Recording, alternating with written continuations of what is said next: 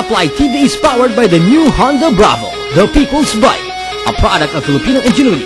Mag-Bravo ka na! The 16th leg of Season 3 of the Honda One-Make Race Series XRM Supermoto Challenge was recently held at one of the most breathtaking places in the Philippines, Davao City. Everyone has been anxiously up and about awaiting the day of this race.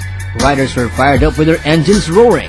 Frankly, it was hard to get any shut-eye with this sizzling atmosphere because everyone was out to claim the trophy. Race day was greeted with scorching hot weather, but everyone kept smiling. A brief discussion about motorbike riding was held before the race. Then the riders were lined up on the track, ready for action.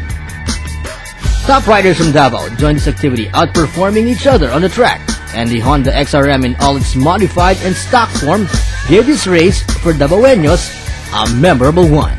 We have here our champion for today. This one coming from Tagum, Iki Gabrielo. Iki, anong masasabi mo sa race natin ngayon? Well, exciting. Medyo maraming kalaban. Parehas kami ng motor, puro XRM. At least, ngayon may XRM. Dati kasi, yung mga rider gustong kumarera pero hindi maka-afford sa malalaking motor. Pero this time, lahat ng mahilig sa motor, pwede nang kumarera dahil nandyan na ang XRM. Anong masasabi mo sa XRM natin? Nakita mo yung kakanina, medyo maputik, no? Very challenging ba? Oo. At least doon, na-improve ko ulit kung gaano katibay yung XRM. Dati-dati, yung ibang motor ko, hindi ko pwedeng gamitin sa karera. Eto ngayon, kahit wala kaming malalaking motor, nakakarera kami ng motocross sa pagsakay namin sa XRM. At least matibay, hindi lang sa makina, pati yung suspension at saka frame. Fans, racing fans, sa mga susunod naming Supermoto Challenge, please come, join our races.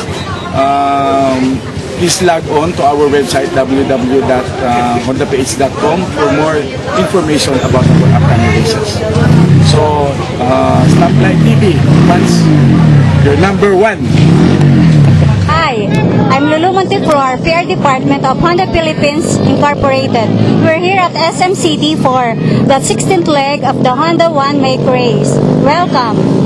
May I now present Mr. Masanori Quito, our Assistant to the President for MC Sales.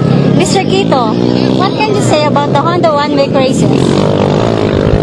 Mayong hapon kanyang tanang. I am Quito from Honda Philippines. Honda, we love challenges. We have this kind of event all nationwide, so we are waiting for your challenge. Thank you, Studio 23, Stoplight TV. Mabuhay ang Honda Philippines! Mabuhay ang Stoplight TV! Abangan ang mga susunod na karera ng Honda One-Make Race Series XRM Supermoto Challenge.